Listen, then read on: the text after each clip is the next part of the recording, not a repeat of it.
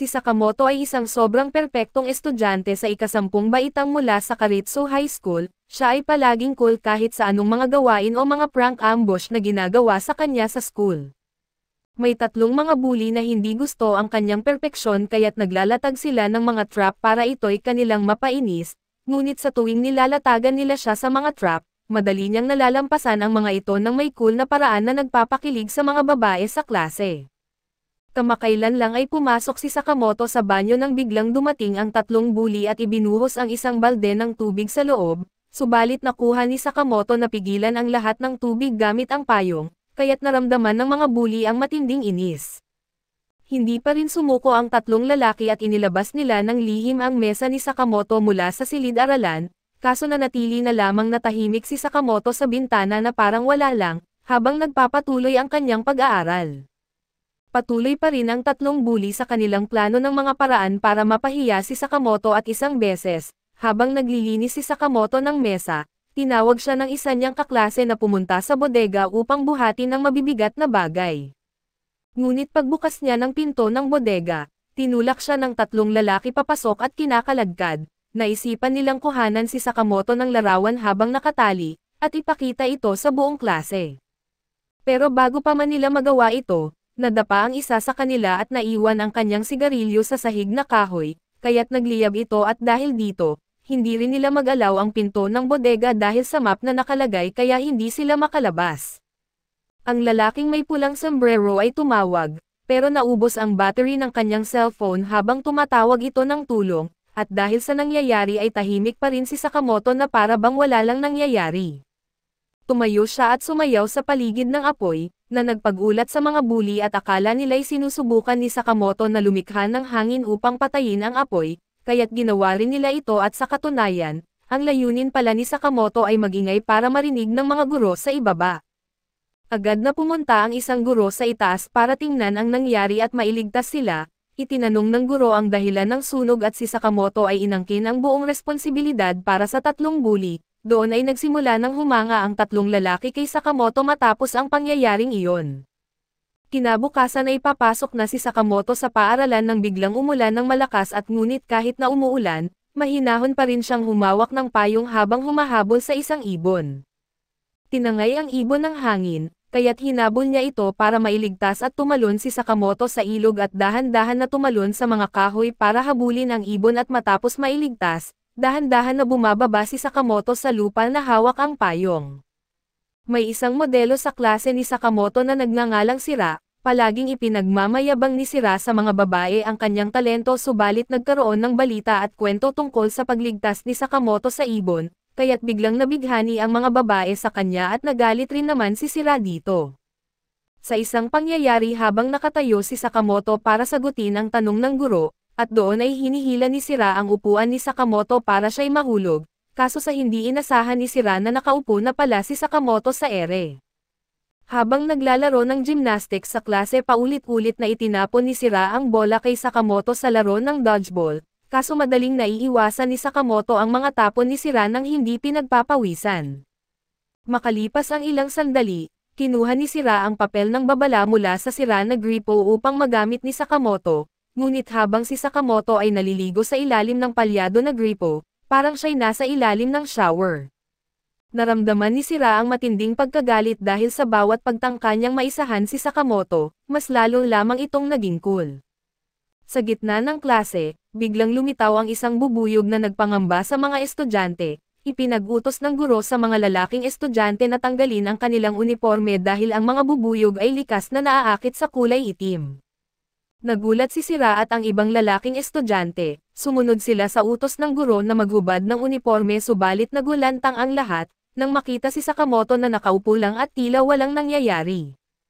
Ang bubuyog ay papalapit na sana kay Sira nang mapigilan ito ni Sakamoto gamit ang matalim na dulo ng compass at nang sumunod, nagkaroon ng matinding labanan ang bubuyog at si Sakamoto, at sa huli, nahuli ni Sakamoto ang bubuyog at pinalaya ito na nagdulot ng pagkagulat sa lahat. Si Sira ay hindi nais na malamangan, kaya't sinubukan niyang kunin ang atensyon ng klase sa pamamagitan ng pagsasalita at habang binibigyan ni Sakamoto ng pagkain ang mga ibon, napansin niyang may kaklase siyang si Kubota na inaapi ng dalawang masasamang tao. Si Kubota ay pinipilit ng mga lalaki na magnakaw siya ng pera mula sa kanyang inaaraw-araw para ibigay sa kanila, subalit hindi na kinaya ni Kubota kaya't humingi siya ng tulong kay Sakamoto. Dinala ni Sakamoto si Kubota sa isang fast food restaurant para magtrabaho at kumita ng pera para ibigay sa mga masasamang tao, at dahil sa kagwapuhan ni Sakamoto, pinayagan siyang maging cashier at samantalang si Kubota ay nagtrabaho sa kusina at madalas na sinasaway. Dahil sa kagwapuhan ni Sakamoto, maraming babae ang pumupunta sa tindahan para bumili ng pagkain, kaya't kinailangan pang magtrabaho ng mas mahigpit sa kusina sina Kubota at ang iba pa. Nang matanggap ni Kubota ang kanyang sahod, sobrang tuwa niyang naramdaman dahil ito ang unang beses na kumita siya ng pera mula sa sarili niyang pagsisikap. Ngunit bigla namang dumating ang dalawang masasamang tao na laging nang-aapi kay Kubota para bumili ng pagkain, at napagtanto nilang si Kubota ang nagtatrabaho doon, kaya't nagulat at natatakot si Kubota. Matapos ang trabaho, tinawag ng dalawang masasamang tao si Kubota sa parke at pinag-utos nilang ibigay niya sa kanila ang kanyang sahod, ngunit tumanggi si Kubota dahil pawis at luha niya ang bumuo ng perang iyon kaya't doon ay binugbog siya ng dalawang masasamang tao ng malupit. Bigla namang dumating si Sakamoto at nilagyan niya ng tubig ang mga mata ng mga ito upang iligtas si Kubota. At habang si Kubota naman ay ginamit ang kanyang katawan upang gapiin ang mga masasamang tao. Sa huli, tumakas din ang dalawang masasamang tao matapos silang madaig at nagpapasalamat ng labis si Kubota matapos maligtas sa tamang oras ni Sakamoto. Ang pangalan ng babae ay Ina at ang kanyang upuan ay nasa harap ni Sakamoto. Laging pumupwesto si Ina para tignan si Sakamoto kahit nasa loob ng klase. Ngunit hindi ito pinapansin ni Sakamoto at diretso itong tumitingin sa pisara para kopyahin ang aralin. Si Ina ay may magandang mukha kaya't napapansin siya ng maraming kaklase na lalaki, kaso hindi gusto ng mga kaklase na babae si Ina dahil alam nilang nagbabalak itong magtangkang mang-akit kay Sakamoto. Sa oras ng recess, si Ina ay aktibong nagtatanong kay Sakamoto para tulungan siyang mag-aral, kaso sa kadahilan ng parehong ginagamit ni Sakamoto ang kanyang dalawang kamay sa pagsusulat, hindi alam ni Ina kung aling tabi siya uupo. Sumubok si Ina na gayahin ang mga galaw ni Sakamoto sa pag-aasam na mapansin ito, ngunit ang lahat ng ginagawa ni Sakamoto ay sobrang bilis kaya't imposibleng sundan ni Ina. Matapos ang pag-aaral, inimbitahan ni Ina si Sakamoto na maglaro ng Ouija board kasama niya. Gusto ring sumali ng dalawang kaibigan ni Ina sa laro pero hindi naman interesado si Sakamoto sa laro, kaya't siya'y nagmamasid lamang. Makalipas ang sandali, sinubukan ng tatlong babae na tanungin ang mga espiritu kung aling babae ang pinakamamahal ni Sakamoto sa klase, pero walang espiritu ang sumagot at patuloy na pinupuwersa ng tatlo ang coins patungo sa kanilang mga pangalan. Sa gitna ng kanilang pag-aaway, napalipad nila ang coins papunta sa Ouija board at nahulog ito at sa pagkakataong iyon, pumasok ang espiritu ng isang fox sa katawan ni Sakamoto. Humiling ang fox sa tatlong babae na gumawa ng isang bahay gamit ang mga mesa sa silid-aralan bago niya lisanin ang katawan ni Sakamoto. Agad naman sumunod ang tatlong babae sa kahilingan ng fox at nag-ayos ng mga mesa upang gawing bahay. Nang matapos ang bahay, ibinalik na ang katawan ni Sakamoto sa kanya at matapos ang insidente, si Ina ay naging close na sa dalawang kaibigan niyang kaklase pagkatapos ng pangyayari. Sa katunayan, nagpanggap lamang si Sakamoto sa sarili niya na sinasaniban ng espiritu ng fox, upang matulungan silang magkaibigan muli. Sa paaralan ay may isang senior sa second year na ang pangalan ay Maro, palaging inuutusan ni Maro ang mga estudyanteng first year na gawin ang kanyang mga utos, ngunit sa hindi niya inaasahan na magiging utusan din niya si Sakamoto para sa kanya. Sa simpleng pagtunog ng pito ni Maro, agad na lumitaw si Sakamoto at nagbigay sa kanya ng pagkain at nalaman na nagtatrabaho pala si Sakamoto bilang utusan ni Maro upang ma-practice niya ang kanyang pasensya. Para kay Sakamoto, normal lamang na sumunod ang mga lower classmen sa mga utos ng mga senior at nang makita niya si Maro na humingi ng inumin, agad namang pumunta si Sakamoto para gumawa ng cocktail para sa kanya at nang makalimutan ni Maro ang kanyang uniforme para sa PE, gumawa naman si Sakamoto ng bago para sa kanya. Pati sa pag-aaral at paggawa ng takdang aralin, ginagawa na rin ito ni Sakamoto para kay Maro at sa unti-unting paglipas ng panahon, naging ganap na umaasa si Maro kay Sakamoto para sa lahat ng kanyang pangangailangan, kaya't nagkaroon ng mga kaibigang nagsasabi na si Maro ay lalong naging depende sa kanya. Ngunit naging sobrang tamad na si Maru upang magbigay ng mga utos kay Sakamoto kaya't ipinag-uutos niyang maglingkod ito ng ayon sa gusto niya at matapos nito, si Maru ay pumunta sa banyo upang tumae kaso naubusan ng papel. Pero biglang dumating si Sakamoto na may dalang papel para sa kanya, lubos na nasiyahan si Maru sa kanyang perpektong junior na tulad ni Sakamoto. Nang siya'y papauwi na, nakita niyang pinapainit ni Sakamoto ang sapatos niya, ngunit hindi niya ito ginamit dahil natatakot siyang mapaso ang kanyang mga paa.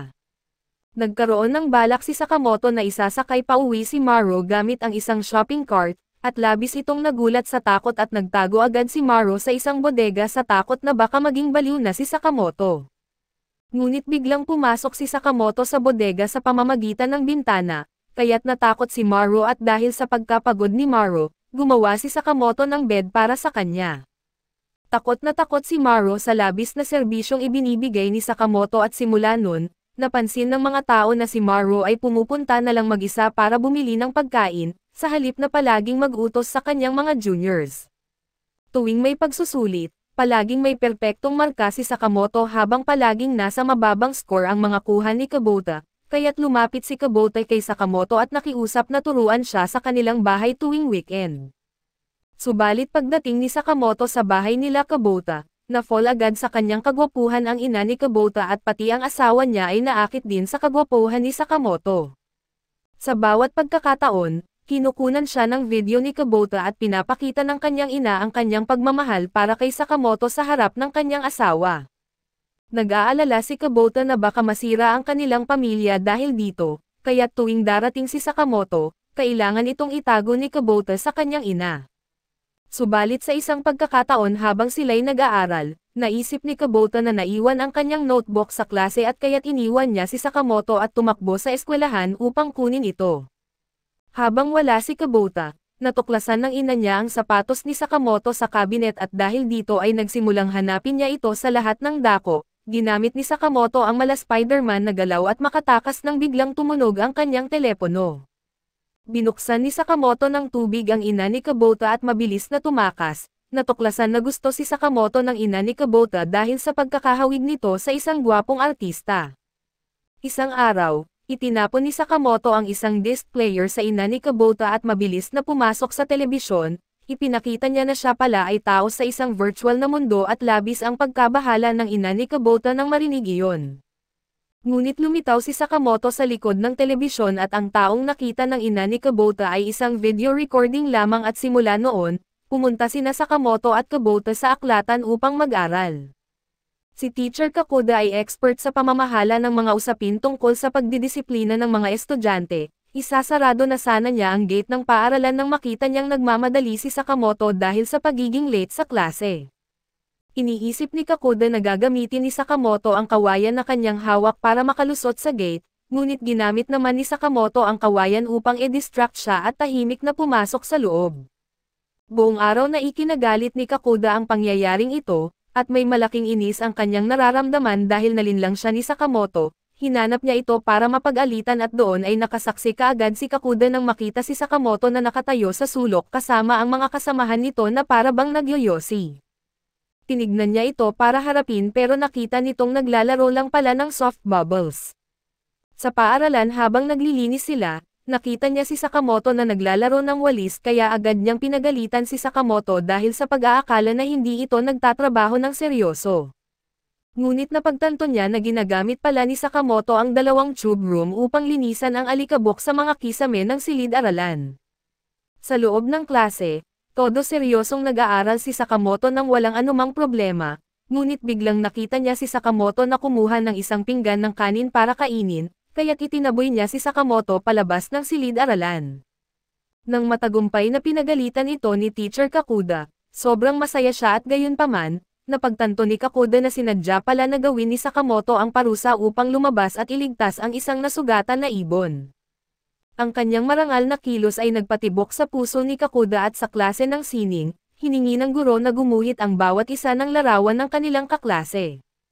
Agad na nag-agawan ang mga babaeng estudyante sa pagpaguhit ng larawan kay Sakamoto at sa pagkatapos ng pagguhit kay Ina, labis siyang nadismaya nang makita niyang inilarawan siya ni Sakamoto bilang isang unggoy. Ngunit agad naman nagbago ang reaksyon niya nang ibaliktad ni Sakamoto ang papel, kung saan naging larawan ito ng isang cute na babae na iginuhit ni Sakamoto, kaya't iniisip ni Ina na baka may pagtingin din sa kanya si Sakamoto.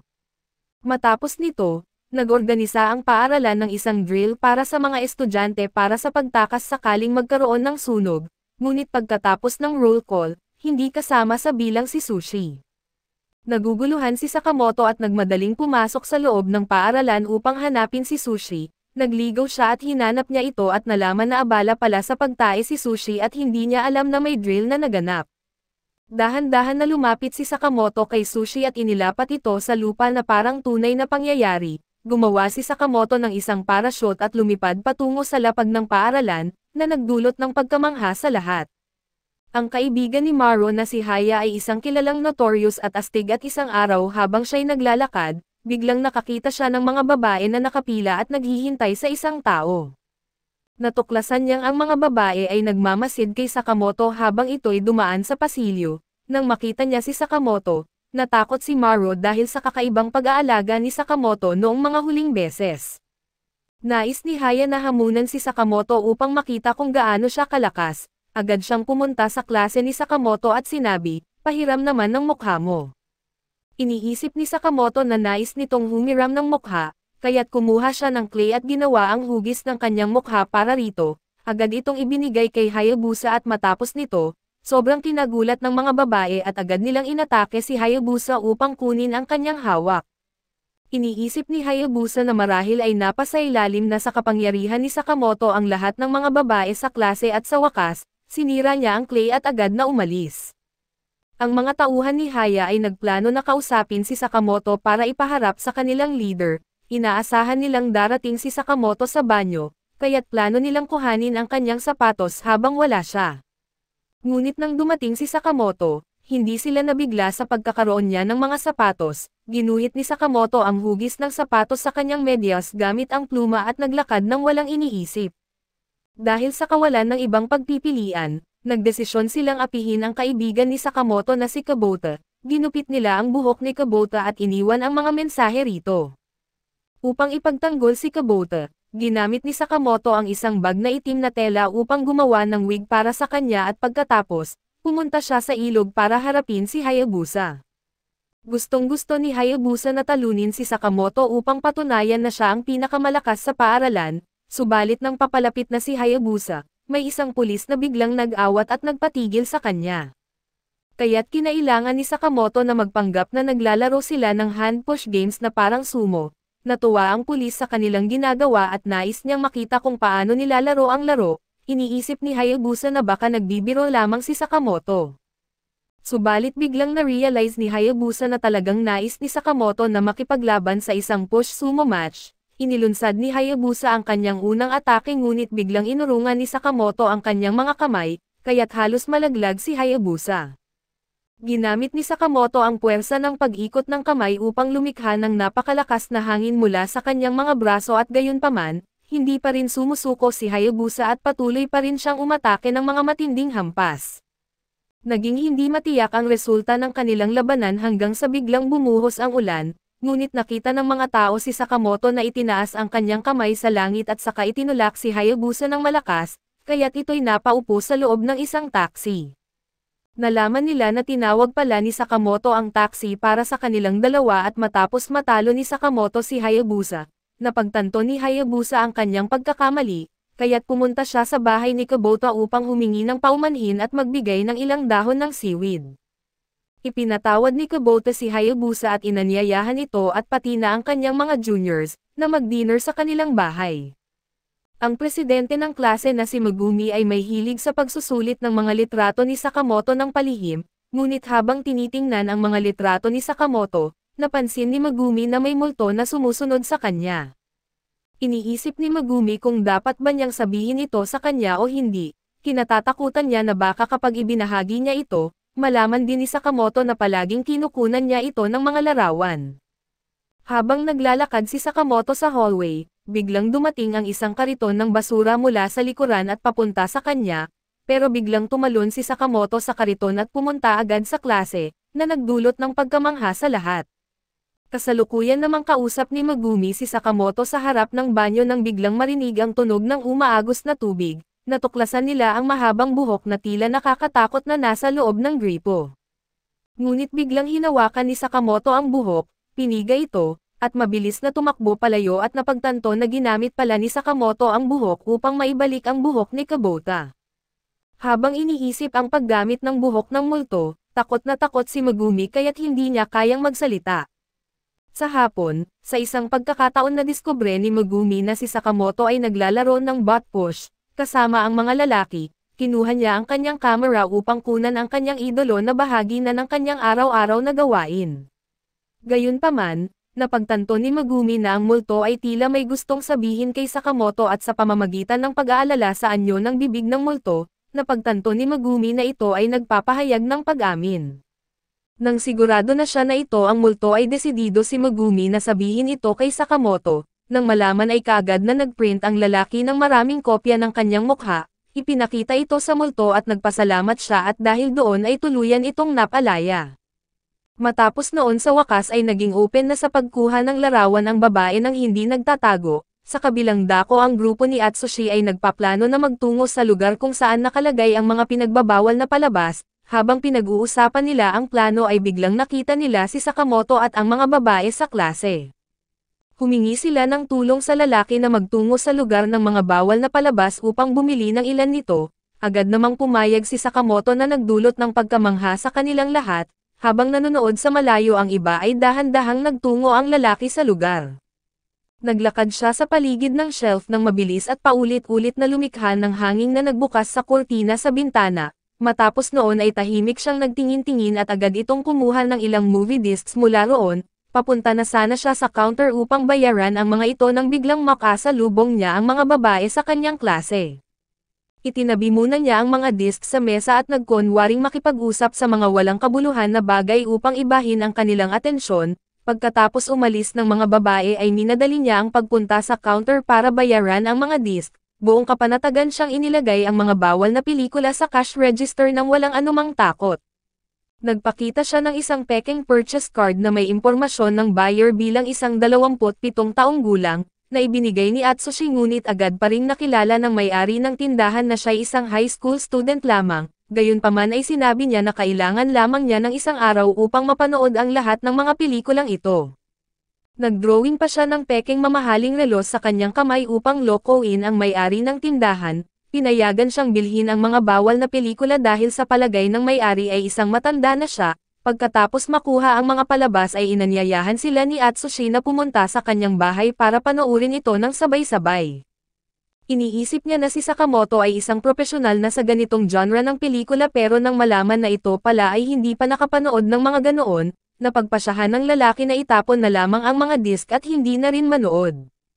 Ang paaralan nila ay may isang sports festival kung saan sobrang magaling sa palakasan si Sakamoto kaya't wala nang ibang nagkakaroon ng pagkakataon na manalo, dahil dito si Sira ay nagudyok sa lahat na maghanap ng paraan upang mapigilan siya at hindi na manalo pa. Sa isang kompetisyon ng pagkuha ng isang bagay at pagputol ng tali gamit ang bibig, ginawa nilang sobrang higpit ng tali ng nakalaan kay Sakamoto kaya't mahihirapan ito na makuha ang bagay. Sa kabila noon ay kalmado namang kinagat ng lalaki ang plastik saka nagpaikot-ikot ng maraming beses at sa gayon ay madali niyang nakuha ang item. Sa susunod na laban, kailangang sumampa ng mga manlalaro sa ibabaw ng isa't isa upang makabuo ng tore, kung saan may isang tao sa taas at kailangan nilang gumalaw ng malakas upang mahulog ito mula sa tuktok. Si Sakamoto ang nasa taas at sa kabila ng malakas na paggalaw ay nagawa pa rin itong tumayo ng matibay at mag-pose na parang linang Tower of Pisa, lalong napahanga ang mga babae at ang mga lalaki ay tinanggap na lang ang papel na maging mga pangalawang tauhan na hindi kailanman makakatalo sa main character. Kahit ganon ay determinado pa rin si Sira na talunin ang lalaki sa relay race kung saan ang kaibigan ni Hana na si Yogi ay sobrang saya dahil siya ang susunod na tatanggap ng stick mula kay Sakamoto. Nang dumating ang pagkakataon ng lalaki upang tumakbo ay bumagsak siya dahil sa sekretong pagtali ni Sire sa kanyang sapatos. Sa kabila nito habang si Sakamoto ay hawak ang stick gamit ang kanyang bibig, tumakbo ito na parang isang leopard subalit nang ibigay ng lalaki ang stick kay Yogi ay nahulog ito mula sa kanyang kamay dahil madulas ang laway ni Sakamoto na naiwan dito. Mabilis na naungusan si Yogi kaya't habang tumatakbo ay umiiyak siya at dito ay nagkaroon ng realization si Sira na mali ang kanyang ginawa, dahil doon ay determinado siyang tulungan ang klase na manalo. Ang taong ito ay tumakbo na nakalabas ang tiyan kaya't naging speechless ang lahat dahil sa kakaibang paraan ng pag-iisip nito. Sa kabilang dako sa kaganapang ito ng convention ay magbubukas si Hayabusa at ang kanyang mga kasamahan ng cotton candy store. Gusto niya na imbitahan si Sakamoto na sumama sa kanila na ikinabahala naman ni Maro. Sa kalagitnaan nito ay bigla namang dumating si Fukes na isang third-year student at hinahanap si Hayabusa. Bagamat ito ay isang third-year student lamang sa paaralan, siya ay 30 taong gulang na at matagal na doon at matapos niyang makita ang hinahanap, tinulak niya si Hayabusa sa sahig at tinanong tungkol sa ugnayan nito kay Sakamoto. Samantala, ang klase ng lalaki ay nagdedekorasyon ng kanilang silid-aralan gamit ang mga lobo. Ang dalawang tamad na kaklase nila ay walang ginawa kundi tumawa sa kanilang balon doll kaya ginamit ni Sakamoto ang isang kurtina upang takpan ito at gawing tila isang tao. Lahat ay nainis nang ang mga balons ay lumipad paitaas hanggang sa kisame pero ginamit ng binata ang walis tambo upang ayusin ang mga balons at gawing magandang spiral. Kasabay nito ay gumawa si Megumi ng isang UFO mula sa mga lobo na may ilaw sa loob. Tumawa ang dalawang tamad na mag-aaral sa kanyang pangbata na ideya subalit gayunpaman, kinuskos ni Sakamoto ang UFO balon sa kanyang ulo ng paulit-ulit at dahil sa puwersa ng friction ito ay humila sa kanyang buhok na naging katulad ng isang tunay na UFO. Sinaway ng isang batang babae na may salamin ang dalawang tamad na mag-aaral kaya't nagalit sila at lumabas ng silid-aralan. Sa labas ay hindi sinasadyang nakasalubong nila si Fukes na ipinakita sa kanila kung paano matatalo ang lalaki at maghihiganti sa kanilang mga kaklase. Kinabukasan pagpasok ng lahat sa silid-aralan ay nagulat silang makita na ang lahat ng balons ay pinutok ng sabay-sabay, habang sa labas ay naglagay si Fukes ng wanted notice para kay Sakamoto at dahil doon ay nagtatakbo ang binata palayo mula sa mga estudyante ng paaralan. Dahil sa pangyayaring ito ay may suspecha ang mga kaklase niya na siya ang nagputok ng mga lobo, bigla namang bumida ang dalawang tamad na kaklase nila at nagsabi na tutulong sa pag-decorate muli. Sa kabilang banda ay patuloy sa pagtakbo ang lalaki sa mga naghahabol sa kanya at nang makarating siya sa school theater, na-corner siya ng mga ito ngunit mabuti na lang at dumating si Hayabusa kasama ang grupo nito para tulungan siya. Sinabi ng lalaki na kahit ano pa ang gawin sa kanya ni Fukes ay tutulungan niya si Sakamoto. Pinahayag niya na si Fukes ay isang thug na laging bumabagsak sa klase at hindi siya pumapasok sa paaralan. Pero minsan ay nagpupunta ito roon upang makipaglaro sa mga estudyante at upang mapilitin silang umalis doon. Palaging target niya ang mga juniors na sikat sa paaralan habang sa kabilang dako, patuloy pa rin ang mga kasamahan ni Sakamoto sa pagdedekorasyon muli ng silid-aralan. Nagsalita ang isang misteryosong babae sa labas ng silid na nagpapanggap na siya ang nagtusok ng mga lobo kanina. Dito ay gumaan ang loob ng mga babae sa pagkaalam na hindi si Sakamoto ang may gawa nito, subalit sumalungat dito ang dalawang tamad na kaklase nila at nalaman ng lahat na sila pala ang may sala. Malalaman natin na si Sakamoto pala ang nagkunwari na babae kanina at ginawa niya yon para umamin ang dalawa. Nagalit ang buong klase sa mga ginawa nila kasabay ng pagdating ni Sakamoto na gumawa ng hugis baril gamit ang isang lobo. Tinakot niya ang dalawa at ginamit ang peking baril upang pasabugan ang ilang mga lobo na kinagulat ng lahat. Inakala ng dalawang tamad na mag-aaral na totoo ang hawak ng lalaki kaya't humingi sila ng tawad. Gayunpaman malalaman natin na kaya pala pumutok ang mga lobo ay dahil ginamit ni Kubota ang salamin upang i-reflect ang init mula sa sikat ng araw papunta sa mga ito.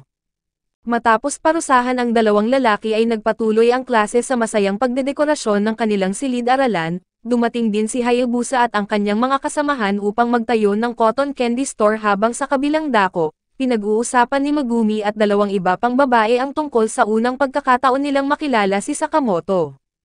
Ang unang pagkakataon na nagtagpo si Megumi at si Sakamoto ay noong araw ng pagsusulit sa mga transfer exam. Naalala niya na napakalamig ng panahon noon kaya't nahulog niya ang kanyang eraser dahil sa sobrang lamig ng kanyang mga kamay. Tinulungan siya ni Sakamoto sa pagkuha noon at kinaskos ito sa papel niya ng matagal at malakas.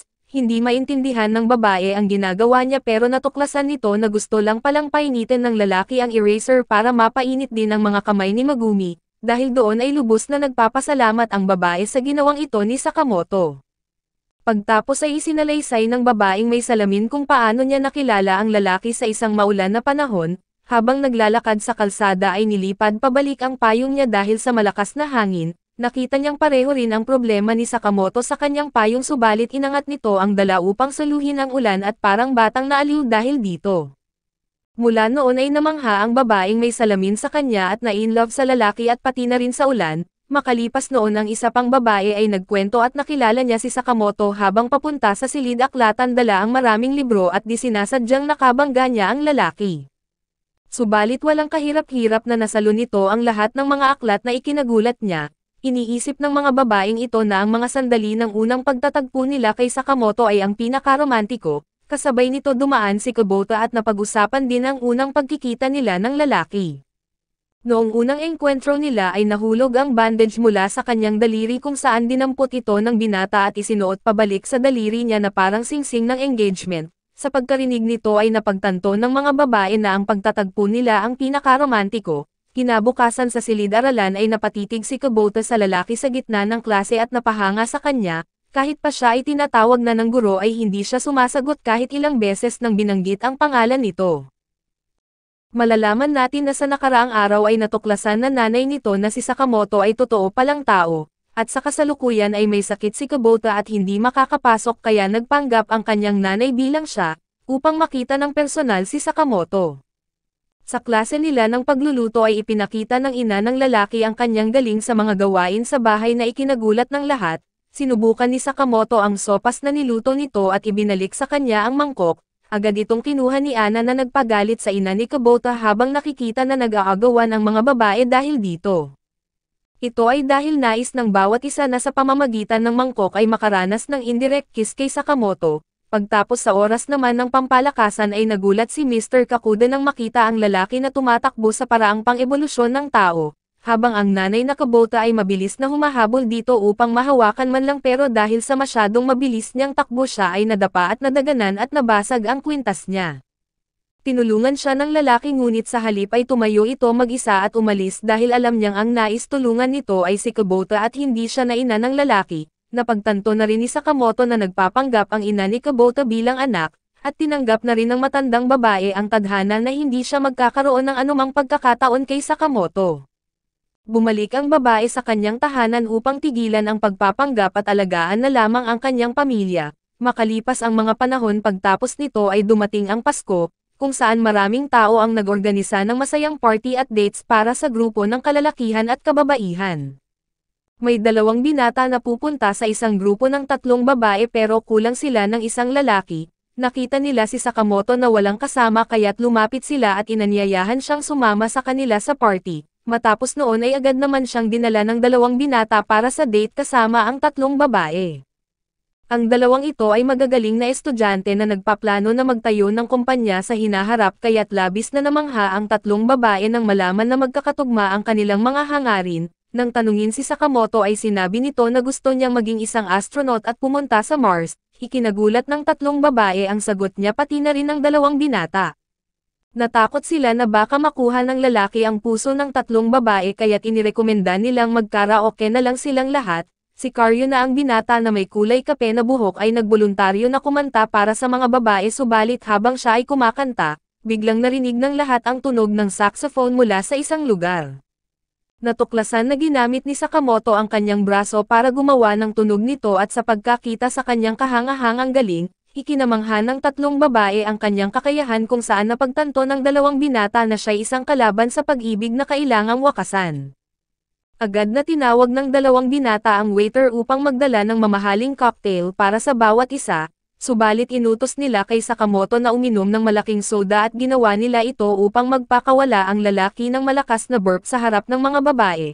Matapos ang pag-inom nito ng soda ay inutusan siya ng 2 binata na kumanta. Ipinamalas niya ang isang German opera na nagpaligaya sa mga babae habang labis na inaabangan ng 2 lalaki ang kanyang malakas na dighay. Ang pag-awit ni Sakamoto ay nakapukaw ng damdamin ng lahat ng mga babae sa karaoke bar, at ginamit nito ang kanyang dighay upang tapusin ang kanta na gumulantang sa 2 binata. Ang mga babae na nasa labas ng bar ay naghahabol na rin sa lalaki nang umalis ito sa lugar. Naiwan ang 2 binata na walang kasama sa loob ng silid at tila naguguluhan sa kung ano ang nangyari. Ang eksena ay lumipat kung saan malalaman natin na ang ina ni Hayabusa ay maagang namatay kaya't nag-isa ang kanyang ama sa pag-aalaga sa 3 anak. Nag-uusap sila at sa pagkakataon na ito ay makikipagkita ang ama sa isang babae upang magbakasakali na mabigyan sila ng ina. Labis na kinakabahan ang lalaki dahil siya rin ay kasama ng kanyang ama sa pagkikita na iyon. Kinabukasan ay pinakiusapan niya si Sakamoto na turuan siya kung paano kumain ng maayos dahil siya'y isang thug noon at natatakot na mapahiya ang kanyang ama sa harap ng kanyang magiging asawa. Sa araw ng pagkikita ay inanyayahan ng ama ni Hayabusa ang babae na pakakasalan sa isang restaurant na Pranses. Nagtago si Sakamoto sa jacket nito upang matulungan siyang kumain ng maayos at nang ilabas ng waiter ang mga shell na nilaga. Ayaw na ayaw niya itong kainin dahil sa kanyang iniisip pero sinikap pa rin ni Hayabusa na ubusin ang lahat ng hindi mapahiya ang kanyang ama. Pinuri siya ng babae dahil sa kanyang pagiging masinop sa pagkain at matapos ang hapunan, hiling ng babae na mag-usap silang dalawa ng ama ni Hayabusa kaya't umalis sila ni Sakamoto, na pareho na nasa loob ng malaking jacket at naglakad-lakad sa paligid. Nang bumalik sila ay nakita nilang ginugulo ng isang grupo ng mga masasamang loob ang ama niya at ang babae. Ayaw ni Hayabusa na malaman ng kanyang magiging madrasta na isa rin siyang dating thug, kaya't pinalitan niya si Sakamoto sa kanyang posisyon at nagtago siya sa ilalim ng jacket. Ang kamay niya ang gamit sa pakikipaglaban at agad na tinuruan ang masasamang loob ng leksyon, matapos ay nalaman nila na niloko pala ang ama niya ng babae upang sila'y hold the pin, hindi pa rin sumuko ang mga ito at patuloy na umatake kay Sakamoto kung saan nilabas ng lalaki ang kanyang kamay mula sa jacket at nakagawa sila ng itsura ng isang halimaw. Kaagad na tumakbo palayo ang mga masasamang tao habang ang ama ni Hayabusa ay nawalan ng malay sa takot. Ang eksena ay lumipat sa pagdating ng taglamig at binahagi ni Sakamoto kay Kubota na hindi pa siya nakakakita ng nyebe. Iniisip ng kaibigan na baka galing ito sa isang bansa na palaging mainit ang panahon. Sinabi ni Atsushi na tuturuan niya ito kung paano maglaro sa snow at sa unang laro, ipinakita ng lalaki sa kanya kung paano bumagsak sa nyebe upang magawa ang tatak ng katawan niya. Ngunit sa halip na sa ibang lugar bumagsak ay doon siya tumayo sa pinanggalingan ng kaibigan.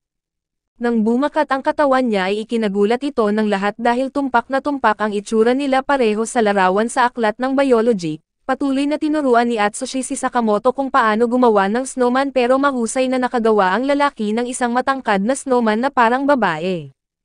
Dito ay nagmukmok si Atsushi sa isang tabi habang iniisip na laging mas magaling si Sakamoto kaysa sa kanya. Biglang dumating si Fukase at sinabi na alam niyang nais talunin ng lalaki si Sakamoto kahit isang beses lamang.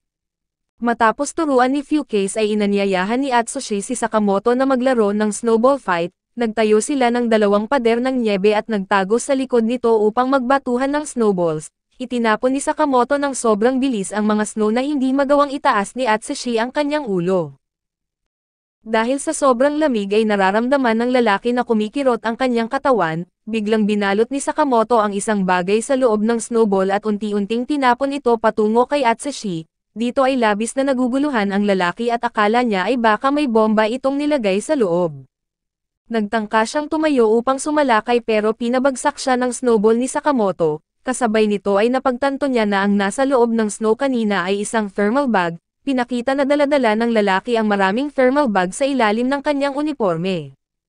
Sa daan pauwi ay labis na nalugmok si Atsushi at umiyak dahil sa pagkatalo kung saan lumitaw si Fukase at sinabi na hindi sana siya magdurusa ng ganito kung wala si Sakamoto sa paaralan. Makalipas ang ilang panahon ang klase ni Sakamoto ay abala dahil malapit na ang pagtatapos ng taon at lahat ay nakatingin sa kanilang mga larawan. Si Atsushi ay inaatake ng sakit ng ulo habang iniisip ang mga salita ni Fukase kahapon, habang sa kabilang banda ay lubos na nag-aalala si Hayabusa dahil hindi pa rin grumagraduate ang lalaki sa high school ngayong taon. Napagtanto nila na sobrang matalino pala si Fukase na may IQ na 180 pero may dahilan kung bakit niya gustong manatili sa paaralang ito. Pagtapos kumuha ng litrato ni Atsushi kasama ang kanyang 2 kaibigan ay umalis ito upang mag-isip.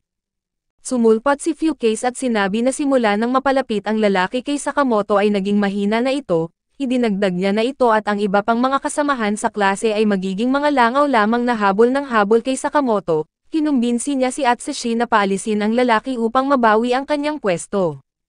Matapos noon ang lahat ng mag-aaral ay nagtipon sa hall para sa year-end ceremony, at kahit nasa first year high school si Sakamoto ang napiling representative upang magsalita sa stage, sa harap ng mga mag-aaral ay isang bola ang binato niya na agad tumama sa kisame ng hall. Ito ay nagdulot ng pagkamangha sa lahat dahil sa kanilang pagtingin sa taas ay natamaan nito ang isa pang bola na matagal nang nakastop doon. Ang bola na iyon ay hindi sinasadya na maipit sa kisame ng hall noong simula ng taon, at nais ni Sakamoto na ibaba ito bilang paalam sa mga senpai na magtatapos na sa school year na iyon. Habang nagbibigay ng talumpati ang lalaki ay naglakad patungo rito si Atsushi na may hawak na baseball bat. Sinubukan ni Takuta Sensei na pigilan siya subalit umatake na ito. Naguluhan ang ibang mga estudyante at nagpanik sa nakita kung saan mabilis din na nagtungo ang grupo ni Hayabusa sa lugar nang marinig nila ang balita. Sinalakay ni Atsushi si Sakamoto pero kahit gaano niya subukang tamaan ito ay hindi pa rin siya nagtatagumpay. Habang iniiwasan ang atake ng lalaki ay kalmado pa ring ibinabahagi ni Sakamoto ang kanyang farewell speech sa mga nakatatanda, kaya't lahat ay masayang nag-isip na baka palabas lamang ito ng dalawa para sa kanila. Nakita ng lalaki ang pag-akyat ni Sakamoto sa ikalawang palapag ng entablado kaya sinundan niya ito. Sa isang pag-atake ni Atsushi ay nagkamali ito at nahulog sa koridor subalit agad hinawakan ni Sakamoto ang kamay niya na nagdulot ng pagkamangha sa lahat. Gayunpaman ay nagalit si Atsushi at itinaboy ang binata at paulit-ulit siyang hinahampas nito, ngunit kahit gaano siya atakihin ng lalaki at gaano kasakit ang mga ito ay hindi pa rin niya binitawan ang kamay nito. Itinali ni Sakamoto ang kanyang pantalon sa bakal na bar at ginawa itong tali at dahan-dahang ibinaba ang lalaki sa entablado. Hinawakan niya ang kamay nito na parang sila'y nagtatapos lamang ng kanilang pagtatanghal. Nang maunawaan ng lalaki ang kanyang pagkakamali ay ibinahagi niya sa lahat na si Fukase ang nagudyok sa kanya. Matapos ng lahat ng pangyayari ang mga third year na senpai ay graduate na maliban kay Fukase. Biglang dumating si Hayabusa at ang kanyang mga juniors upang bumati sa kanya, kung saan sumalakay si Sakamoto sa lalaki gamit ang isang tuhod na nagpabagsak dito. Itinulak ni Hayabusa at ng kanyang mga juniors si Fukase palabas ng paaralan upang pilitin itong sumama sa graduation. Sa huli ang seremonya ng pagtatapos nila ay naging maayos pero sa kabila nito, ang mga kaklase ni Sakamoto ay lubos na nalungkot nang marinig na pupunta na siya sa Amerika kasama ang pamilya, habang si Sakamoto ay nakatayo at nagsasabi ng kanyang huling paalam sa klase ay hinagis ni Sira ang isang pinggan ng cake sa kanya. Sinundan ito ng buong klase na nagtapon din ng cake na parang isang paraan ng pamamaalam nila sa kanya. Ito rin ay paraan lamang upang itago ang kanilang kalungkutan para hindi sila maluha sa harap nito. Dumating din si Hayabusa upang magpaalam sa kanya at matapos ito ay tumayo siya sa labas ng paaralan at nagpaalam sa mga kaibigan na siyang nakasama niya ng matagal na panahon. At dito na rin natatapos ang ating recap. Maraming salamat sa inyong panonood hanggang sa muli.